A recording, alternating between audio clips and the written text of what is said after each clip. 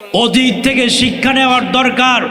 যারা আজকে ক্ষমতায় আছে তাদেরকে সহ সামনে যারা আসবে সবাইকে বলছি, এই অতীত থেকে আমাদেরকে শিক্ষা নেওয়ার দরকার।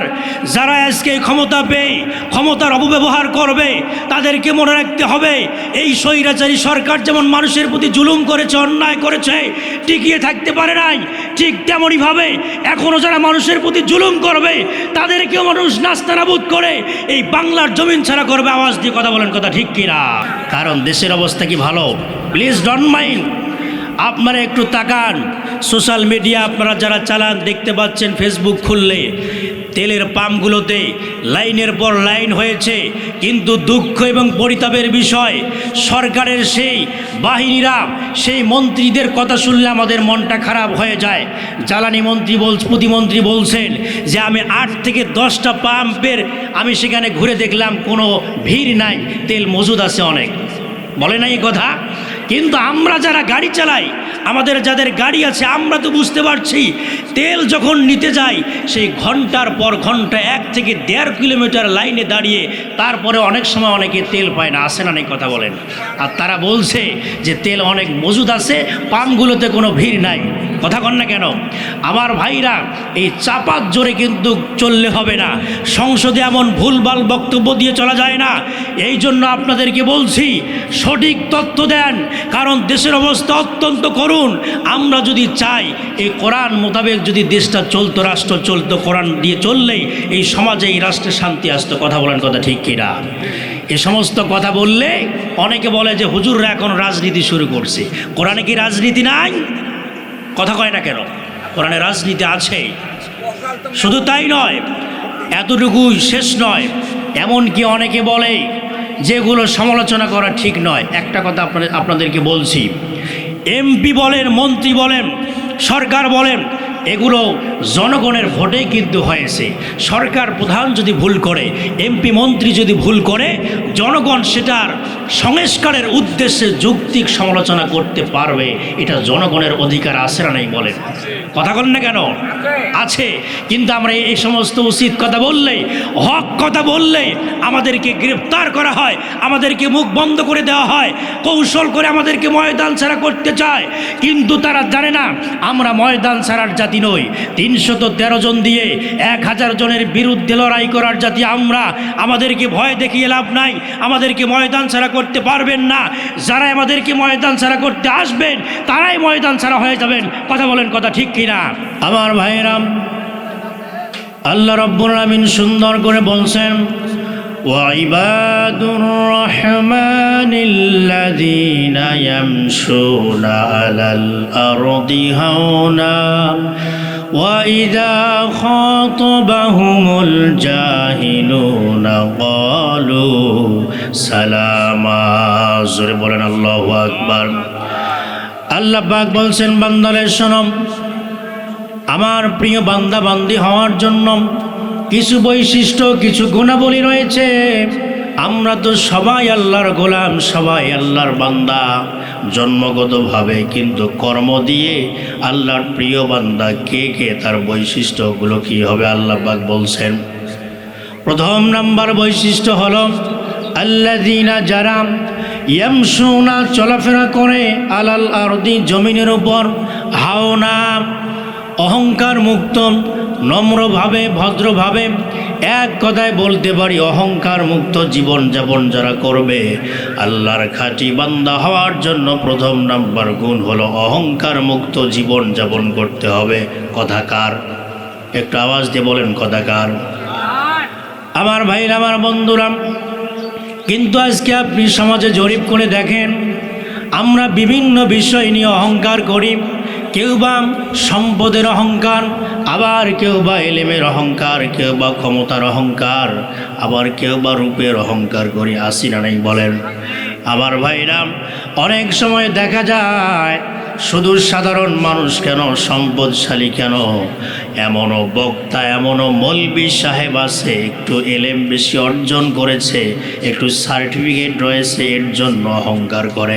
এমন হুজুর আছে না নাই? অনেক মৌলবি আছে, বক্তা হয়েছে, হাজী সাহেব, অথবা একটু সার্টিফিকেট অর্জন করেছে, এলেমের অহংকার করে। সে মনে করে সে নিজেই সব কিছু বোঝে আর মানুষ কিছুই বোঝে না। এমনকি সালাম দিলেও সালামের জবাব ভালোভাবে দেয় না, এমন হুজুর আছে না নাই? অথচ এলেম আছে। আল্লাহ রাসূল সাল্লাল্লাহু আলাইহি ওয়াসাল্লাম বলেছেন, লা ইয়াদখুলুল জান্নাতা মান কানা ফি কলবিহি মিসকালা যাররাতিন মিন কিবর। ওই ব্যক্তি জান্নাতে প্রবেশ করবে না যার অন্তরের ভিতরে যাররা পরিমাণ সরিষার দানা পরিমাণ অহংকার আছে। ওই ব্যক্তির জন্য আল্লাহর জান্নাত হারাম হয়ে যাবে। নাউজুবিল্লাহ বলেন। যাররা পরিমাণ সরিষার দানা পরিমাণ অহংকার থাকলে তার জন্য জান্নাত হবে না। শুধু তাই নয়, অন্য বর্ণনায় এসেছে অহংকার হলো আল্লাহর চাদর। যেই ব্যক্তি অহংকার করে সে যেন আল্লাহর চাদর নিয়ে টানাটানি করে। এই জন্য আমার ভাইরা এমনভাবে চলাফেরা করতে হবে যেন অন্তরে কলবের ভিতরে কোনো দানা পরিমাণ যাররা পরিমাণ অহংকার না থাকে। যত বড় হুজুর হন না কেন, যত বড় মৌলবি হন না কেন, আপনি যদি মনে করেন আমি নিজেই সব কিছু বুঝি অন্যরা কিছুই বোঝে না, এমন অহংকার থাকলে তার জন্য জান্নাত হারাম হয়ে যাবে। কথাকার প্রিয় ভাইয়েরা আমার, 2 নাম্বার হলো ক্ষমতার অহংকার। আজকে অনেক সময় দেখা যায় যখন কোনো ব্যক্তি একটু ক্ষমতায় যায় ওই ব্যক্তির অহংকারে ভরপুর হয়ে যায়। আমরা তো একটা কথা শুনি, গ্রামগঞ্জে কথাটা বেশি আমরা শুনি, যখন যারা চেয়ারে তখন তারা গিয়ারে। কথা কয় না কে? হ্যাঁ, এই ক্ষমতার চেয়ার পাওয়ার পর দেখবেন ক্ষমতার অহংকারী করে, কাকে ধরবে কাকে মারবে, গরিব দুঃখী অসহায় মানুষের প্রতি জুলুম করে, এমন নেতা আছে না নাই? কথা কয় না কে? নিশ্চয় আপনারা একজন সাহাবীর নাম শুনেছেন, হযরত উমর রাদিয়াল্লাহু তাআলা আনহু। নাম শোনেন নাই? নরম সাহাবী না গরম সাহাবী? একটু আওয়াজ দেন না কেন? আমার ভাইরা, যদি একটু সময় আপনাদেরকে একটা আমল বলে দেব যদি সুযোগ হয়, সেটা হলো, তার শিরোনামটা বলে দেই। আপনারা 40 দিন একটা আমল করলে আপনার নিকটতম আত্মীয় স্বজন যারা ইন্তেকাল করেছেন তাদের কবরের কি অবস্থা হচ্ছে স্বপ্নের মাধ্যমে জানতে পারবেন। সুবহানাল্লাহ বলেন। কয়দিন আমল করতে হবে? 40 দিন। একটানা 40 দিন জামাতের সঙ্গে নামাজ পড়ার পর অতিরিক্ত আমলটি করলে আপনার পরিবার থেকে যারা মারা গেছে আপনি স্বপ্নের মাধ্যমে দেখতে পারবেন তাদের কবরের অবস্থানগুলো কি হচ্ছে। সুবহানাল্লাহ বলেন। আমার একান্ত আপনজনেরা, বলছিলাম কেন সরকার প্রধানের সংস্কারের উদ্দেশ্যে সমালোচনা করা যাবে, যৌক্তিক সমালোচনা করা যাবে, তার একটা দৃষ্টান্ত আপনাদেরকে দিয়ে দেই। হযরত উমর রাদিয়াল্লাহু তাআলা আনহু কোনো একদিন মসজিদে খুতবা দেবেন, এমত অবস্থায় একজন সাধারণ মুসল্লি দাঁড়িয়ে বলল, ইয়া আমিরুল মুমিনিন, আপনি আমাদেরকে একটা প্রশ্নের জবাব দেন, তারপরে আপনি খুতবা পড়েন। সাধারণ একজন মুসল্লি তিনি বলছেন, ইয়া আমিরুল মুমিনিন, আপনি যে জামা পরিধান করে আসছেন, আপনার শরীরে যেই জুব্বা, এই জুব্বার এত বহর কেন, এত লম্বা জুব্বা কেন? বাইতুল মাল থেকে আপনি যে সামান্য একটু কাপড় পেয়েছেন, এই সামান্য কাপড় দিয়ে এত বড় লম্বার ঝুল হওয়ার কথা নয়, লম্বা বহরের পাঞ্জাবি হওয়ার কথা নয়, কিন্তু আপনি কোথায় থেকে এত বড় পাঞ্জাবি পেলেন, জুব্বা পেলেন? জবাব দেন, এরপরে আপনি খুতবা পড়েন। সাধারণ একজন মুসল্লি প্রশ্ন করছেন কাকে? প্রেসিডেন্টকে, সরকারকে। কিন্তু সেখানে অসংখ্য সাহাবীরা উপস্থিত, কেউ কথা বলেন না। একবার চিৎকার মেরে বলেন আল্লাহু আকবার। আমার ভাইরা, আমার একান্ত আপনজনেরা, এই প্রশ্ন যখন করলেন কেউ কোনো জবাব দেয় না। সেখানে উপস্থিত ছিলেন হযরত উমর রাদিয়াল্লাহু তাআলা আনহুর ছেলে। তিনি দাঁড়িয়ে বললেন, আমি এই প্রশ্নের জবাবটা দিতে চাই, যদি আপনারা অনুমতি দেন। সবাই বলল, ঠিক আছে, আপনি জবাব দেন। হযরত উমর রাদিয়াল্লাহু তাআলা আনহুর ছেলে জবাব দিচ্ছেন, আমি বাইতুল মাল থেকে আমিও সামান্য একটু কাপড় হাতিয়ে পেয়েছি, আমার বাবাও একটু কাপড় হাতিয়ে পেয়েছেন, কিন্তু আমি দীর্ঘদিন থেকে লক্ষ্য করে দেখলাম আমার বাবার শুধুমাত্র কেবলমাত্র একটা জুব্বা, সেই জুব্বাটা জুমার দিন সকালবেলা ধৌত করে শুকাতে দেয়, আর এই জুব্বাটা পরে আমার বাবা খুতবা দেওয়ার জন্য আপনাদের সামনে হাজির হয়ে যায়।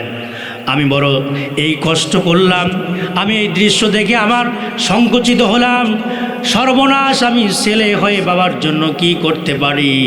এই জন্য চিন্তা করে বাইতুল মাল থেকে আমার যে সামান্য কাপড়টুকু হাদিয়া পেয়েছি, আমি নিজের জন্য এই জামাটা না বানিয়ে আমার কাপড়টুকু আমার বাবাকে হাদিয়ে দিয়েছি।